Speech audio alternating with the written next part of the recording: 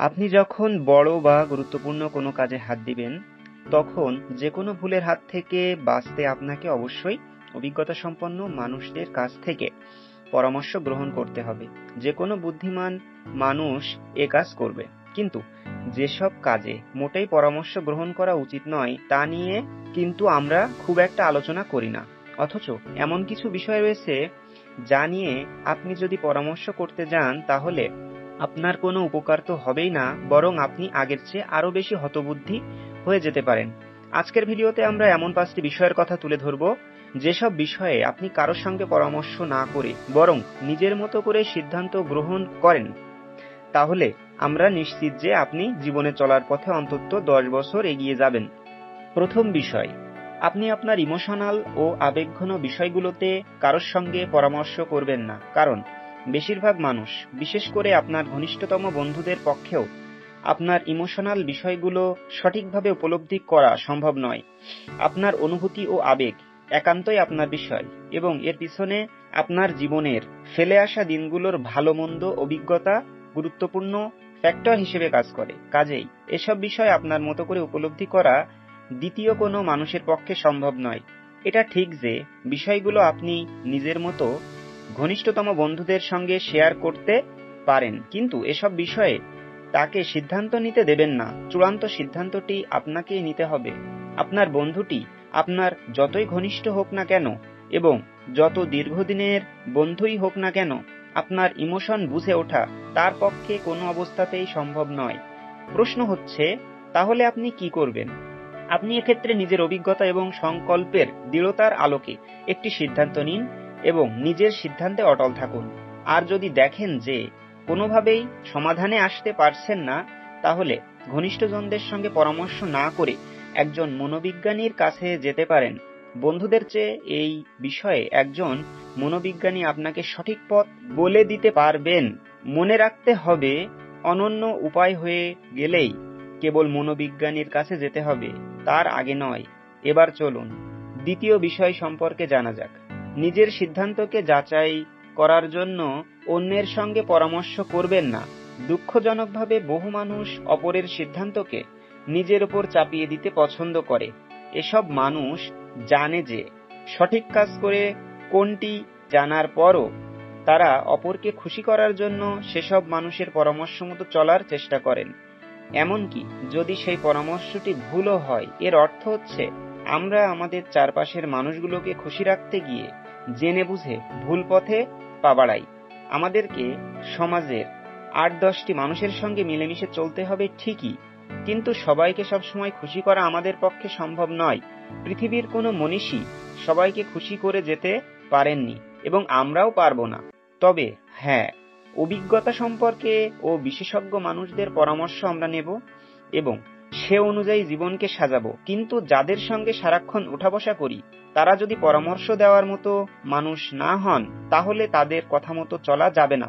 তাতে হোক তারা অসন্তুষ্ট, তাতে কিছুই যায় আসে না। আপনার জীবনে কি এমন কোনো ঘটনা ঘটেছে যেখানে অপরকে খুশি করতে কোনো সিদ্ধান্ত নিয়েছেন এবং পরে পস্তাতে হয়েছে? যদি উত্তর হ্যাঁ হয়, তাহলে কমেন্টের ঘরে আপনার মতামত জানাতে পারেন, এতে অনেকের উপকার হবে। এবারে তৃতীয় বিষয়, প্রতিভাবান ব্যক্তিদের সঙ্গে পরামর্শ করবেন না। অবাক হচ্ছেন?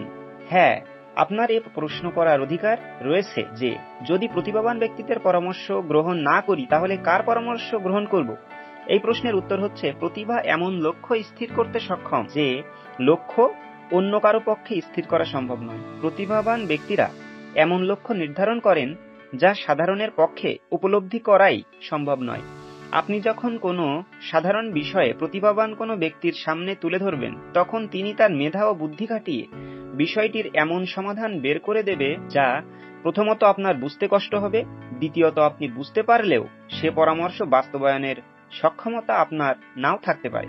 এছাড়া আমরা প্রতিভাবান ব্যক্তি বলতে যাদের বুঝি, তারা পুঁথিগত বিদ্যা অর্জন করার পেছনে নিজেদের জীবনের বেশিরভাগ সময় ব্যয় করেছেন বলে সমাজের বাস্তবতা সম্পর্কে তাদের এর ধারণা খুব কম থাকেন।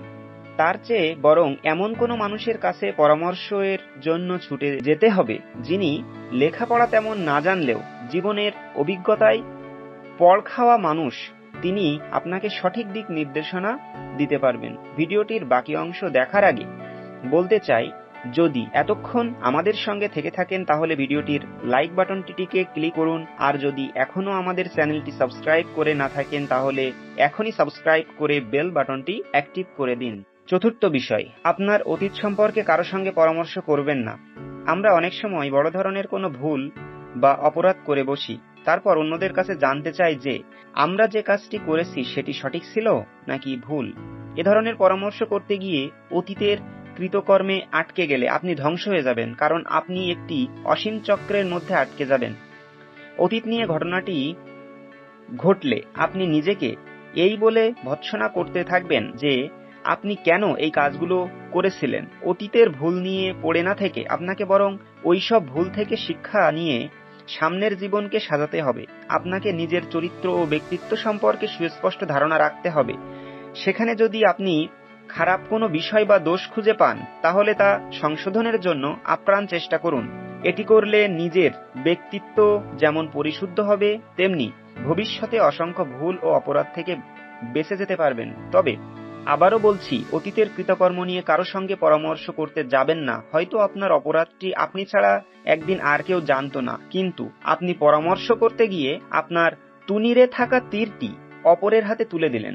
এবার সে চাইলেই ওই তীর দিয়ে আপনাকে বধ করতে পারবে। আপনি নিজেই আপনার অপরাধের একজন সাক্ষী জোগাড় করে ফেললেন। আপনাকে যেটি করতে হবে সেটি হচ্ছে অতীতের ভুলের পুনরাবৃত্তি করা যাবে না। যদি করেন তাহলে সেটি আর ভুল থাকবে না, বরং সেটি হবে ইচ্ছাকৃত অপরাধ। এবার পঞ্চম ও শেষ বিষয় হলো, বিয়ে করার সময় কারো সঙ্গে পরামর্শ করবেন না। এ বিষয়টি একটু খোলাসা করে না বললে বোঝা যাবে না। বিয়ের সময় নানাজন নানা পরামর্শ দেবে। অবশ্য আপনি যদি প্রেমের বিয়ে না করে থাকেন, মুরব্বীরা পরামর্শ দেবেন, যেটা দেওয়ার অধিকার তাদের আছে। ঘনিষ্ঠ বন্ধুরা পরামর্শ দিতে পারে, কিন্তু দিনের শেষে সিদ্ধান্তটি আপনাকেই নিতে হবে। আরেকটি বিষয়, যারা এখনো বিয়ে করেননি কিন্তু বিয়ের কথা ভাবছেন, তারা প্রেম করে বিয়ে করার চিন্তা না করলেই ভালো হয়। কারণ চারপাশে তাকিয়ে দেখুন, প্রেমের বিয়েতে বিচ্ছেদের ঘটনা বেশি ঘটে। কারণ কেউ যখন কারো প্রেমে পড়ে যায় তখন তার কোনো দোষ চোখে পড়ে না, এমনকি দোষ দেখলেও সেটা উপেক্ষা করা হয়। কিন্তু বিয়ের পর এই দোষগুলো আর উপেক্ষা করার মতো থাকে না, তখনই ঘটে বিপত্তি।